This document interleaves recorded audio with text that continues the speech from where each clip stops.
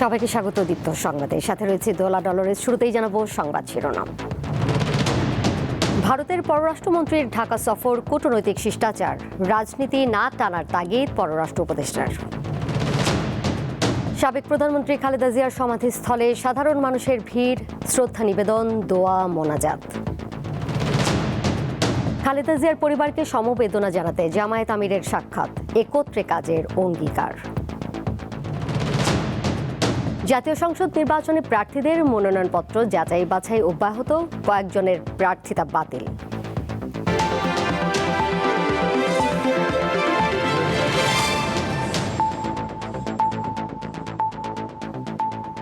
বাংলাদেশের সঙ্গে ভারতের সম্পর্ক উন্নয়নে খালেদা জিয়ার গুরুত্বপূর্ণ অবদান সবসময় স্মরণে রাখবে দিল্লি।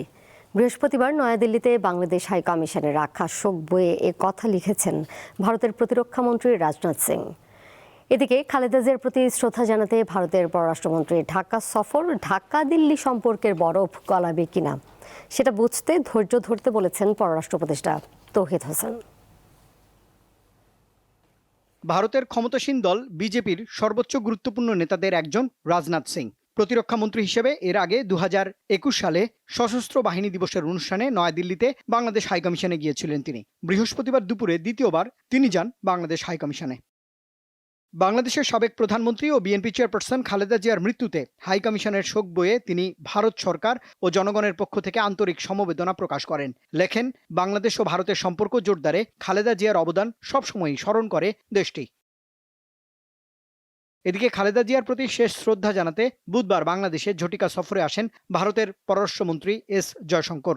কয়েক ঘন্টা সফরে পররাষ্ট্র উপদেষ্টা, আইন উপদেষ্টা ও জাতীয় নিরাপত্তা বিষয়ক উপদেষ্টার সঙ্গে সৌজন্য সাক্ষাৎ হয় ভারতের এই মন্ত্রীর। সাক্ষাৎ হয় বিএনপির ভারপ্রাপ্ত চেয়ারম্যান তারেক রহমানের সঙ্গেও। জয়শঙ্করের সংক্ষিপ্ত এই সফরে দ্বিপাক্ষিক কোনো আলোচনা হয়নি বলে বৃহস্পতিবার সাংবাদিকদের জানান পররাষ্ট্র উপদেষ্টা তৌহিদ হোসেন। আপনি কার্টসি বলবেন, যেটা সবাই মেনে চলে, সৌজন্যবোধ। তার সাথে আমার যেটুকু কথাবার্তা হয়েছে সেটাতে আসলে রাজনীতি ছিল না, একেবারে নিতান্তই এই অকেশন উপলক্ষে এবং অন্য সবার সামনেই। কাজে এখানে দ্বিপাক্ষিক বিষয় করে গেছিল, আমরা কথাবার্তা বলি। ভারতের সঙ্গে সম্পর্কের টানাপোড়েন কমবে কিনা এমন প্রশ্নের জবাবে উপদেষ্টা সেটি ভবিষ্যতের জন্য তুলে রাখার কথা জানান। উনি পুরো অনুষ্ঠানটাতে অংশগ্রহণ করেছেন এবং তারপরে তার ফেরত চলে গেছে। এটা আমি মনে করি যে এটা একটা ভালো জেস্চার। এ পর্যন্ত এর চেয়ে বেশি কিছু এটা আমরা অর্থ খুঁজতে না যাওয়াই ভালো। 2024 সালের 5 আগস্ট আওয়ামী লীগ সরকারের পতনের পর এস জয়শঙ্করই প্রথম ভারতীয় মন্ত্রী যিনি ঢাকা সফর করেন গত বুধবার। রুবায়েত হাসান, দীপ্ত সংবাদ, ঢাকা। সাবেক প্রধানমন্ত্রী ও বিএনপি চেয়ারপারসন খালেদা জিয়ার কবরে শ্রদ্ধা নিবেদন করছেন সাধারণ মানুষ। দাফনের পরদিন বৃহস্পতিবার জিয়া উদ্যান সবার জন্য উন্মুক্ত করে দেয়। সেখানে ভিড় করেন বিএনপি নেতাকর্মী সহ বিভিন্ন শ্রেণী পেশার মানুষ। তারা খালেদা জিয়ার কবর জিয়ারত করেন, অনেকে ফুল দিয়ে শ্রদ্ধা জানান, মোনাজাত করেন। নতুন বছরের শুরুতেই সূর্য ওঠার সঙ্গে সঙ্গে দলীয় নেতাকর্মী ও সাধারণ মানুষের ভিড় বাড়তে থাকে জিয়া উদ্যানে। লক্ষ্য খালেদা জিয়ার সমাধিস্থল পরিদর্শন ও তার জন্য দোয়া করা। বেলা 12টার দিকে সমাধিস্থল সর্বসাধারণের জন্য উন্মুক্ত করা হলে দলে দলে সবাই ছুটে যান খালেদা জিয়ার কবর জিয়ারত করতে। দিনভর সেখানে চলে কোরআন তিলাওয়াত ও দোয়া মোনাজাত। কবর জিয়ারত ও শ্রদ্ধা নিবেদনের পর অনেকে নিজেরাই দোয়া করেন। ওনার মতো আপসী নেত্রী বাংলাদেশে আর কখনো হবে না। উনি কিংবদন্তি রয়ে যাবে আমাদের কাছে। মূলত তার আদর্শে বড় হয়েছি, তার আদর্শে রাজনীতি করেছি, তার জন্য আমরা এসেছি। সাধারণ মানুষের পাশাপাশি বিভিন্ন পেশাজীবী সংগঠনের পক্ষ থেকেও জানানো হয় শ্রদ্ধা। আজকে এখানে আমরা দোয়া করব, আল্লাহ যেন আমাদের নেত্রী, আপসী নেত্রী বেগম খালেদা জিয়াকে বেহেশত নসিব করে। এই কবরটা যতদিন আমরা জীবিত আছি, বিএনপি যতদিন আছে, আপনি দেখবেন ওলি আল্লাহর মাজারের মতো প্রতিদিন জিয়ারত হবে, প্রতিদিন কোরআন তেলাওয়াত হবে। প্রয়াত বেগম খালেদা জিয়ার কবর জিয়ারত করেছেন বিএনপির জ্যেষ্ঠ নেতারাও। এত কাছে থেকে ওনার সাথে আমি কাজ করেছি, তারপর দেশের জনগণের জানমালের নিরাপত্তার ক্ষেত্রে উনি আপোষহীন ছিলেন। যখন আমি যা চেয়েছি নির্দেশে তাই উনি আমাকে দিয়ে দিয়েছেন। আমি বলছি যেটা করার জন্য আপনারা দেখেছেন যে র্যাব গঠনের ব্যাপারে, এবং র্যাবকে কিন্তু তখন রাজনৈতিকভাবে একদিনের জন্য, 1 ঘন্টার জন্য আমরা ব্যবহার করি। মঙ্গলবার ভোর 6টায় হাসপাতালে চিকিৎসাধীন অবস্থায় ৮০ বছর বয়সে মারা যান বেগম খালেদা জিয়া। বুধবার জাতীয় সংসদ ভবনের দক্ষিণ প্লাজায় জানাজা শেষে তাকে স্বামী সাবেক রাষ্ট্রপতি জিয়াউর রহমানের কবরের পাশে দাফন করা হয়। হেদায়েতুল্লাহ সীমান্ত, দীপ্ত সংবাদ, ঢাকা। দেশের স্বার্থে অতীতের মতো ভবিষ্যতেও বিএনপির সাথে এক হয়ে কাজ করবে জামায়াতে ইসলামী বাংলাদেশ। বৃহস্পতিবার রাজধানীর গুলশানে বিএনপি চেয়ারপারসনের কার্যালয়ে ভারপ্রাপ্ত চেয়ারম্যান তারেক রহমান ও তার শোক সন্তপ্ত পরিবারবর্গকে সমবেদনা জানানো শেষেই কথা জানান জামায়াতে ইসলামীর আমির শফিকুর রহমান। এক প্রশ্নের জবাবে তিনি জানান, নির্বাচনের পর সরকার গঠনের আগে আবারও বিএনপির সাথে আলোচনায় বসবে জামায়াত। আগামী 12 ফেব্রুয়ারি একটা সুন্দর ও গ্রহণযোগ্য নির্বাচন ও রাজনৈতিক সুন্দর পরিবেশ ফিরিয়ে আনার স্বার্থে মিলেমিশে কাজ করার বিষয়ে আলোচনা হয়েছে বলেও জানান জামায়াত আমির।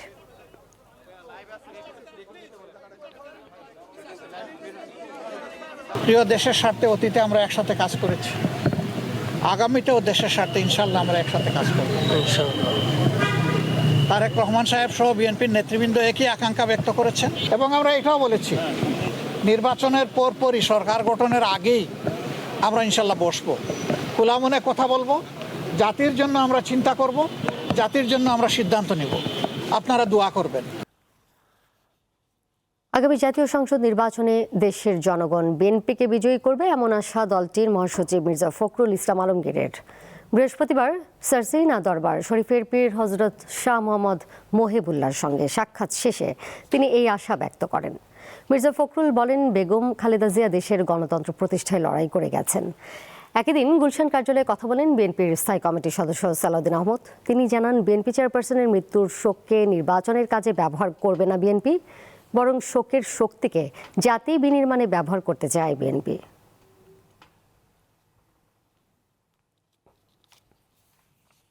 দেশের মানুষ গণতন্ত্রকে প্রতিষ্ঠার দিকে যে কর্তব্য পালন করা, সেই কর্তব্য তারা পালন করবে এবং আগামী নির্বাচনকে সুষ্ঠু, অবাধ, নিরপেক্ষ করে এই দেশের পক্ষে যে শক্তি আছে বাংলাদেশ জাতীয়তাবাদী দল, সেইটাকে তারা বিজয়ী করবে। দলীয় ভিত্তিতে নির্বাচনের কাজে আমরা ব্যবহার করার মতো এত সংকীর্ণ আমরা নই। আমরা তার শক্তিকে জাতি বিনির্মাণের জন্য ব্যবহার করতে চাই, নির্বাচনের জন্য নয়। ত্রয়োদশ জাতীয় সংসদ নির্বাচনের প্রার্থীদের মনোনয়নপত্র যাচাই বাছাই চলছে। বৃহস্পতিবার নানা কারণে বেশ কয়েকজনের প্রার্থিতা বাতিল ও স্থগিত করা হয়েছে। মনোনয়নপত্র যাচাই বাছাই চলবে 4 জানুয়ারি পর্যন্ত। ভোলা 2 আসনে মনোনয়নপত্র জমা দেওয়া 9 জনের মধ্যে 7 জনের প্রার্থিতা বৈধ ঘোষণা করা হয়েছে। বৃহস্পতিবার যাচাই বাছাই শেষে জেলা রিটার্নিং কর্মকর্তা জানান, বাতিল ঘোষণা করা 2 স্বতন্ত্র প্রার্থীর 1% ভোটারের তথ্য সঠিক নয়। কুড়িগ্রাম জেলা রিটার্নিং কর্মকর্তা জানিয়েছেন, কুড়িগ্রাম 1 আসনে 6 জন এবং কুড়িগ্রাম 2 আসনে 9 জনের মধ্যে 6 জনের মনোনয়নপত্র সঠিক পাওয়া গেছে। এছাড়া 2 জনের মনোনয়নপত্র বাতিল ও 1 জনের প্রার্থিতা স্থগিত করা হয়েছে। কাল শুক্রবার কুড়িগ্রাম 3 ও 4 আসনের প্রার্থীদের মনোনয়নপত্র যাচাই বাছাই করা হবে। রংপুর 1 আসনে 9 জনের মধ্যে 8 জনের প্রার্থিতা বৈধ ঘোষণা করেছে জেলা রিটার্নিং কর্মকর্তা। দ্বৈত নাগরিকত্বের তথ্য অসম্পূর্ণ থাকায় প্রার্থিতা বাতিল হয়েছে জাতীয় পার্টির মনোনীত প্রার্থী মঞ্জুম আলীর।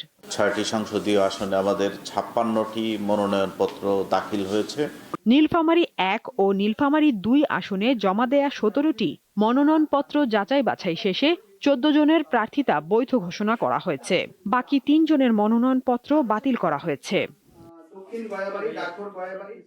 পার্বত্য জেলা রাঙ্গামাটির আসনটিতে 7 জন প্রার্থীর বৈধ এবং 1 জনকে বাতিল ঘোষণা করেছে জেলা রিটার্নিং কর্মকর্তা।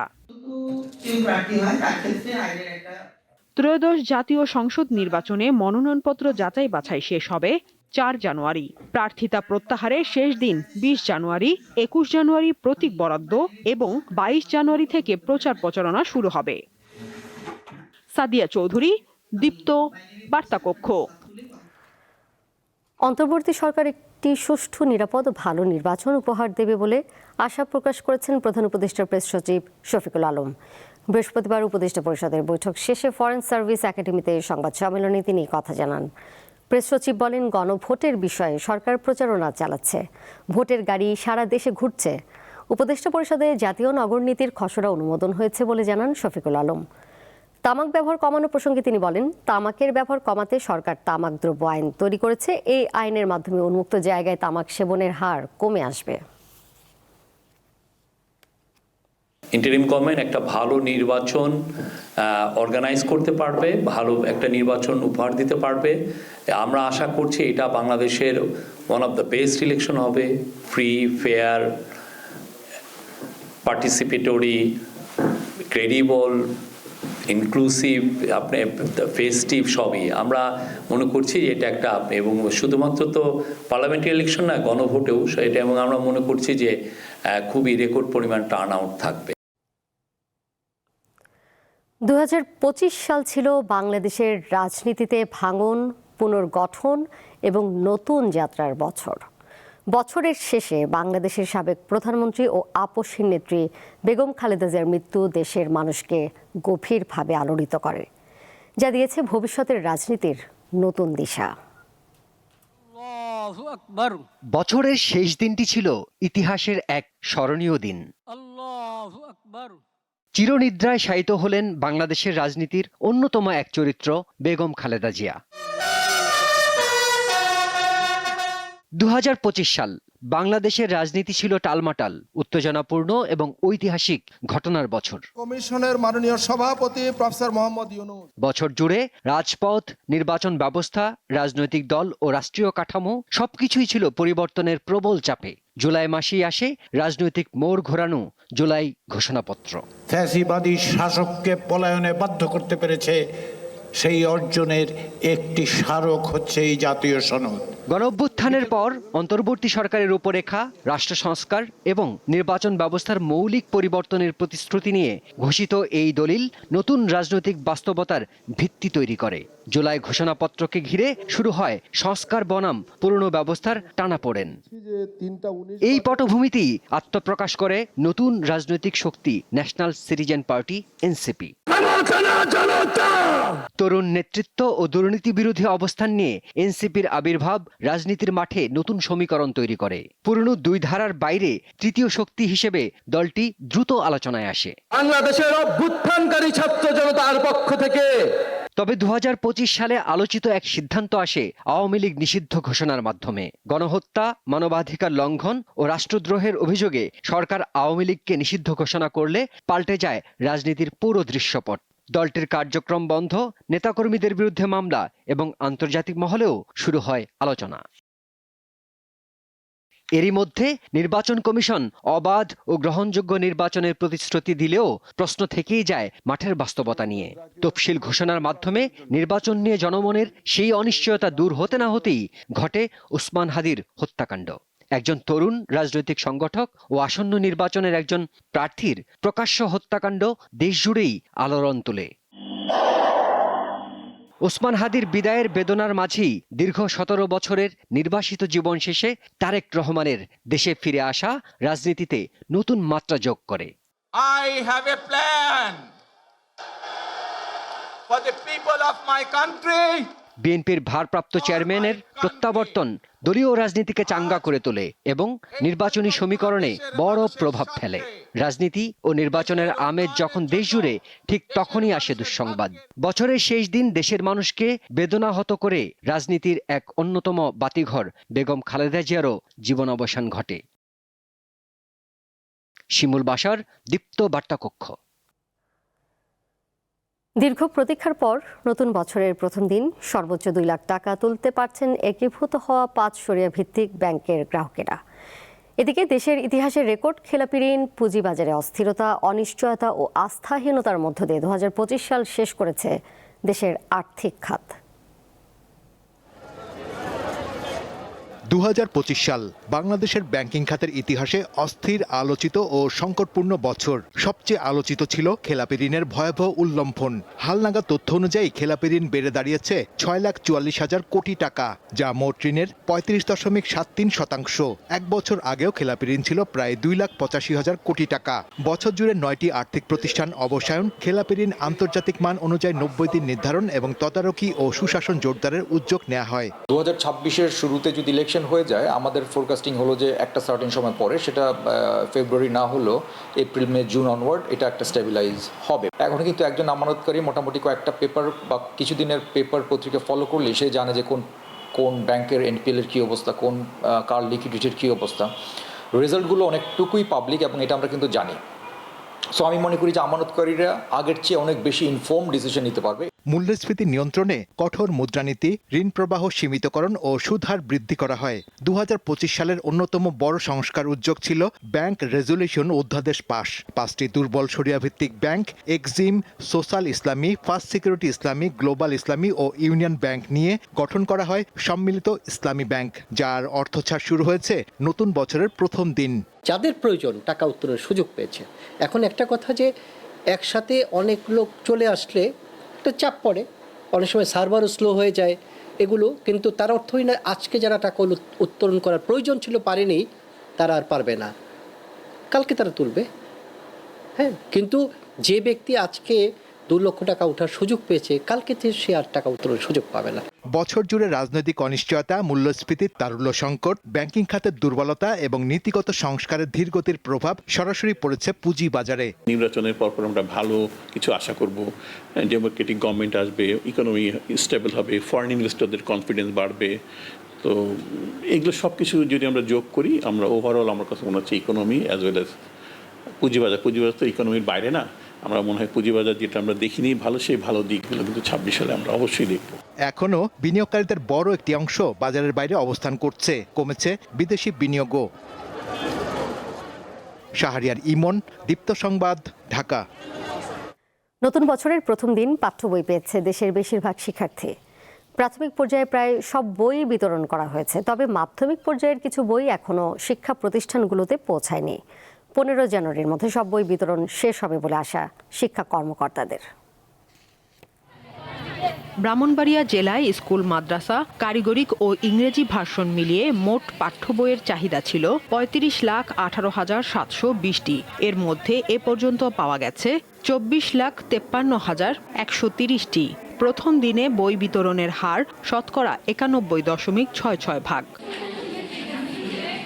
বরিশাল জেলায় এবছর বইয়ের চাহিদা রয়েছে 11,67,208টি। প্রাথমিকে প্রায় 100% বই শিক্ষার্থীদের হাতে তুলে দেওয়া হলেও মাধ্যমিক পর্যায়ে বই পৌঁছেছে 73.23%। রাজশাহী জেলার 9টি উপজেলায় সকল প্রাথমিক বিদ্যালয়ে 100% শিক্ষার্থীদের হাতে বিনামূল্যে পাঠ্য বই তুলে দেওয়া হয়েছে। নতুন বই হাতে পেয়ে খুশি শিক্ষার্থীরা।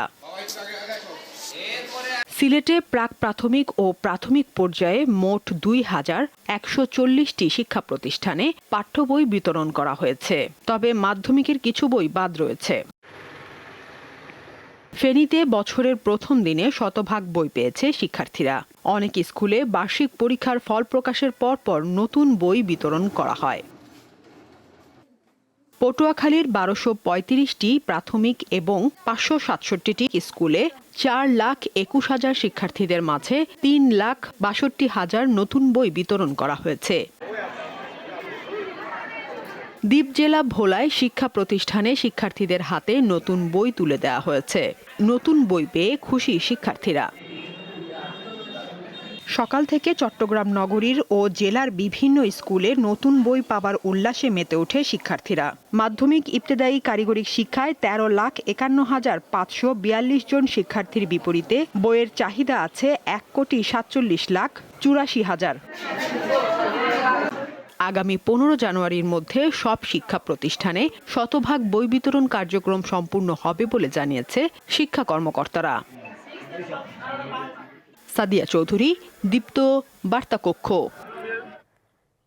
মোবাইল ফোন হ্যান্ডসেট নিবন্ধন বাধ্যতামূলক করতে আজ বৃহস্পতিবার থেকে national equipment identification register NEIR চালু করা হয়েছে। এই পদ্ধতি চালুর প্রতিবাদে রাজধানীর আগারগাঁওয়ে বাংলাদেশ টেলিযোগাযোগ নিয়ন্ত্রণ কমিশন BTRC কার্যালয়ে হামলা ও ভাঙচুরের ঘটনা ঘটেছে।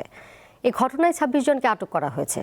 বৃহস্পতিবার বিকেল 4টার পর মোবাইল হ্যান্ডসেট ব্যবসায়ীরা বিক্ষোভ করে BTRCর কার্যালয়ের সামনে যান। এক পর্যায়ে তারা BTRC কার্যালয়ের বাইরে ভাঙচুর চালান এবং ইটপাটকেল নিক্ষেপ করেন বলে জানান প্রত্যক্ষদর্শীরা। ক্ষুব্ধ ব্যবসায়ীদের একটি অংশ কার্যালয়ের ভেতরেও ভাঙচুর চালায়। পরে সেনাবাহিনী পরিস্থিতি নিয়ন্ত্রণে আনে। 2026 সালের জানুয়ারি মাসের জন্য সব ধরনের জ্বালানি তেলের দাম লিটারে 2 টাকা কমিয়েছে সরকার।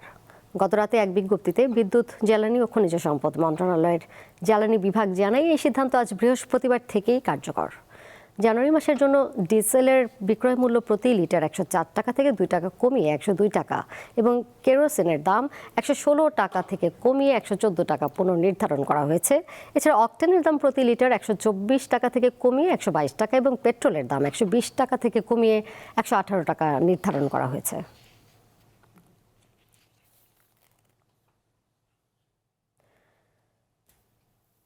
রাজশাহীর পুঠিয়া উপজেলার ঝলমুলিয়া কলারহাটে বালু ভর্তি ট্রাক চাপায় 4 জন নিহত হয়েছেন। এই ঘটনায় আরও একজন আহত হয়েছেন। পুঠিয়া ফায়ার সার্ভিসের কর্মকর্তারা জানান, বৃহস্পতিবার সকাল 7:50 দিকে ঘন কুয়াশার কারণে এই দুর্ঘটনা ঘটে। তারা জানান, আহত ব্যক্তিকে রাজশাহী মেডিকেল কলেজ হাসপাতালে ভর্তি করা হয়েছে। নিহত 4 জনের মরদেহ হাইওয়ে পুলিশের কাছে হস্তান্তর করে তারা।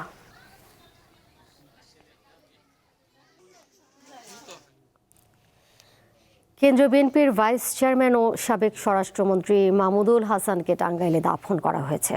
এর আগে টাঙ্গাইলের বিন্দুবাসিনী বালক উচ্চ বিদ্যালয়ে তার জানাজা অনুষ্ঠিত হয়। এতে বিভিন্ন রাজনৈতিক দলের নেতৃবৃন্দ, জনপ্রতিনিধি ও সর্বস্তরের মানুষ অংশ নেন। গতকাল দুপুরে রাজধানীর গুলশানে নিজ বাসভবনে হৃদযন্ত্রের ক্রিয়া বন্ধ হয়ে মারা যান তিনি। তার বয়স হয়েছিল 90 বছর। তিনি এক ছেলে ও এক মেয়ে সহ অসংখ্য গুণগ্রাহী রেখে গেছেন। অবসরপ্রাপ্ত মাহমুদুল হাসান সাবেক স্বরাষ্ট্রমন্ত্রী ও বিএনপির ভাইস চেয়ারম্যান হিসেবে দেশের রাজনীতিতে গুরুত্বপূর্ণ ভূমিকা পালন করেন।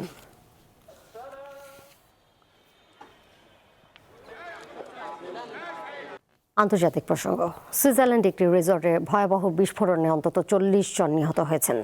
এই ঘটনায় শতাধিক মানুষ আহত হয়েছে। স্থানীয় সময় বৃহস্পতিবার রাত 1:30 ক্রান্স মন্টানার একটি রিসর্টে ইংরেজি নববর্ষ উদযাপনের কর্মসূচিতে এই বিস্ফোরণের ঘটনা ঘটে। এরপর সেখানে আগুন লেগে যায়।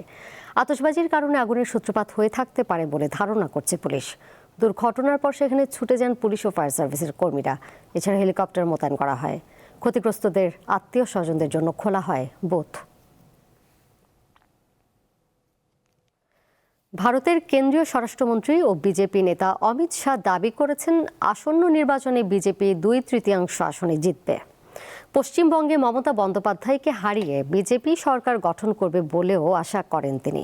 বুধবার কলকাতার নিউটাউনে বক্তব্য দেন অমিত শাহ। বলেন, কলকাতা দুর্নীতির স্বর্গরাজ্যে পরিণত হয়েছে। তৃণমূলের দুর্নীতির কারণে রাজ্যের উন্নয়ন আটকে গেছে। এছাড়াও স্বরাষ্ট্রমন্ত্রীর অভিযোগ, কলকাতা রাজ্য সরকার অনুপ্রবেশকারীদের বিরুদ্ধে ব্যবস্থা নিচ্ছেন না।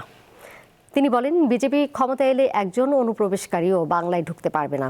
একই দিন বাঁকুড়ায় এক সভা থেকে তৃণমূল নেত্রী ও মুখ্যমন্ত্রী মমতা বন্দ্যোপাধ্যায় অমিত শাহকে পাল্টা হুঁশিয়ারি দেন। ইউক্রেনের খেরসন প্রদেশের রাশিয়া নিয়ন্ত্রিত এলাকায় বর্ষবরণ অনুষ্ঠানে ইউক্রেনের ড্রোন হামলায় অন্তত 24 জন নিহত হয়েছে। এই হামলায় 50 জনেরও বেশি আহত হয়েছেন। খেরসনের রুশ নিয়ন্ত্রিত এলাকার গভর্নর ভ্লাদিমির সেলদো বৃহস্পতিবার সামাজিক যোগাযোগ মাধ্যম টেলিগ্রামে পোস্ট করা এক বিবৃতিতে তথ্য জানান।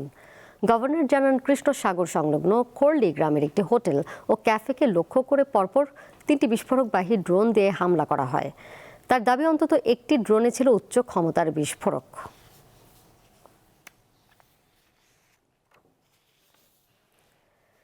সিরিয়ার উত্তরাঞ্চলীয় শহর আলেপ্পোতে আত্মঘাতী বোমা হামলায় একজন সিরিয়ান পুলিশ কর্মকর্তা নিহত এবং 3 জন আহত হয়েছেন। বুধবার অভ্যন্তরীণ নিরাপত্তা বাহিনীর একটি টহল দল বাব আল ফারাজ প্রত্নতাত্ত্বিক স্থানের কাছে এক বোমা হামলাকারীকে আটক করার জন্য অভিযান চালানোর সময় ঘটনা ঘটে। আলেপ্পোর গভর্নর বলেছেন, ঘটনার সময় শহরে নববর্ষ উদযাপনের নিরাপত্তা নিশ্চিত করার জন্য পুলিশ টহল দিচ্ছিল। তখন পুলিশ বোমা হামলাকারীকে দেখতে পায় এবং তাকে ধাওয়া করে। আক্রমণকারী একটি খ্রিস্টান পাড়ায় প্রবেশের চেষ্টা করছিল বলে ধারণা করা হচ্ছে। এর আগে গত সপ্তাহে হোমস শহরের একটি মসজিদে বিস্ফোরণে কমপক্ষে 8 জন নিহত এবং 18 জন আহত হন।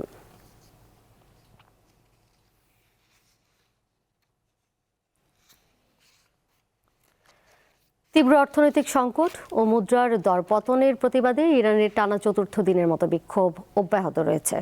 বিক্ষোভকারীদের সঙ্গে পুলিশের সংঘর্ষে এ পর্যন্ত 1 জন নিহত এবং বেশ কয়েকজন আহত হয়েছে। সংঘর্ষে নিরাপত্তা বাহিনীর 3 সদস্য আহত হন এবং 4 জন বিক্ষোভকারীকে আটক করা হয়। বুধবার দক্ষিণ ইরানের ফার্স প্রদেশের ফাসা শহরে গভর্নরেট ভবনের ফটক ভেঙে প্রবেশের চেষ্টা করে বিক্ষোভকারীরা। রোববার তেহরানে দোকানদারদের বিক্ষোভের মধ্য দিয়ে এই আন্দোলন শুরু হয়। মার্কিন ডলারের বিপরীতে ইরানি রিয়ালের রেকর্ড পতন এবং উচ্চ মূল্যস্ফীতির কারণে জীবনযাত্রার ব্যয় বেড়ে যাওয়ায় বিক্ষোভ ছড়িয়ে পড়ে দেশের বিভিন্ন শহরে। মঙ্গলবার তেহরান সহ ইস্পাহান, ইয়াজদ ও জানজান শহরের বিভিন্ন বিশ্ববিদ্যালয়ের শিক্ষার্থীরাও বিক্ষোভে অংশ নেন। এদিকে প্রেসিডেন্ট মাসুদ পেজেশকিয়ান বিক্ষোভে বিদেশি হস্তক্ষেপের ইঙ্গিত দিয়েছেন। তিনি বলেন, দেশের ভেতর ও বাইরে থেকে চাপ সৃষ্টি করা হচ্ছে এবং এই পরিস্থিতিতে জাতীয় সংহতি জোরদার করা জরুরি। গ্রেটেস্ট শো অন আর্থ ক্রীড়াঙ্গনের সবচেয়ে বড় মঞ্চ ফুটবল বিশ্বকাপের বছর 2026। যুক্তরাষ্ট্র, কানাডা, মেক্সিকোতে অনুষ্ঠিত হবে 48 দলের সবচেয়ে বড় ক্রীড়া উৎসব। বছরটি টি-20 বিশ্বকাপেরও। এই বছরটা নারী ফুটবলের জন্য বিশেষ, কারণ ঋতুপর্ণা চাকমারা এশিয়ান কাপ খেলতে যাচ্ছেন অস্ট্রেলিয়া। প্রতি বছরই নতুন উদ্যমে শুরু করতে চায় সকল দল। আগের বছরের ব্যর্থতা ও ঘাটতিকে মাথায় রেখে উন্নতির পরিকল্পনা করে প্রত্যেকেই। একই পরিকল্পনা নিশ্চিতভাবে রয়েছে বাংলাদেশ ক্রিকেটে নারী ও পুরুষ দু দলেরই। বরাবরের মতো 2026 সালেও ব্যস্ততায় ঠাসাসূচি লাল সবুজের প্রতিনিধিদের, বিশেষ করে পুরুষ ক্রিকেট দলের। চলতি মাসে বিপিএল এর ব্যস্ততা শেষে ভারত ও শ্রীলঙ্কার মাটিতে টি-20 বিশ্বকাপ খেলতে যাবে টাইগাররা। পুরো বছর জুড়ে মে মাস ছাড়া সব মাসে দেশে কিংবা দেশের বাইরে সিরিজ রয়েছে ছেলেদের। এবছর 7টি ওয়ানডের পাশাপাশি 4টি টি-20 ও 5টি টেস্ট সিরিজ খেলবে শান্ত, লিটন, মিরাজরা। 3টি ওয়ানডে সিরিজের পাশাপাশি টি-20 বিশ্বকাপ বাছাই ও মূল পর্ব সহ 5টি টি-20 সিরিজ খেলবে বাংলাদেশ নারী ক্রিকেট দল। দেশের নারী ফুটবলের জন্য এই বছরটি একেবারেই ভিন্ন। নিজেদের ইতিহাসে শ্রেষ্ঠতম অর্জনের লক্ষ্যে আগামী মার্চে প্রথমবারের মতো এশিয়ান কাপে অংশ নিতে অস্ট্রেলিয়া যাচ্ছেন ঋতুপর্ণা, আফিদা খন্দকাররা। যদিও বছরের শুরুতেই থাইল্যান্ডের মাটিতে অনুষ্ঠিত হবে সাফ ফুটসাল। দীর্ঘ 7 বছর পর বাংলাদেশের নারীরা এই টুর্নামেন্টে অংশ নিচ্ছেন। এছাড়াও শীতকালীন অলিম্পিক গেমস, প্যারা অলিম্পিক গেমস, রাগবি লিগ, বিশ্বকাপ সহ নানান আয়োজনে ব্যস্ত সময় পার করবে বিশ্বে ছড়িয়ে ছিটিয়ে থাকা ক্রীড়াবিদরা। তাই খেলাধুলা প্রেমীদের জন্য বছর জুড়ে থাকছে ক্রীড়া বিভিন্ন বিভাগের বৈশ্বিক মহারণ। মোহাম্মদ হাসিব, দীপ্ত স্পোর্টস। দর্শক, শেষ করছি নতুন বছরের শুভেচ্ছা জানিয়ে। এই শুভেচ্ছা জানানোর পরম্পরায় আপনাদের জানাতে চাই, আগামী 3 জানুয়ারি থেকে রাত 9:30টায় আমি কিন্তু অপেক্ষায় আছি পরম্পরা মেগা সিরিয়ালটি দেখার। আপনি দেখছেন তো? এর সাথে শেষ করব এখনকার সংবাদ। যাবার আগে শিরোনামগুলো জানিয়ে দিব আরও একবার। ভারতের পররাষ্ট্রমন্ত্রীর ঢাকা সফর কূটনৈতিক শিষ্টাচার, রাজনীতি না টানার তাগিদ পররাষ্ট্র উপদেষ্টার। সাবেক প্রধানমন্ত্রী খালেদা জিয়ার সমাধিস্থলে সাধারণ মানুষের ভিড়, শ্রদ্ধা নিবেদন, দোয়া, মোনাজাত। খালেদা জিয়ার পরিবারকে সমবেদনা জানাতে জামায়াত আমিরের সাক্ষাৎ, একত্রে কাজের অঙ্গীকার। জাতীয় সংসদ নির্বাচনে প্রার্থীদের মনোনয়নপত্র যাচাই বাছাই অব্যাহত, কয়েকজনের প্রার্থিতা বাতিল।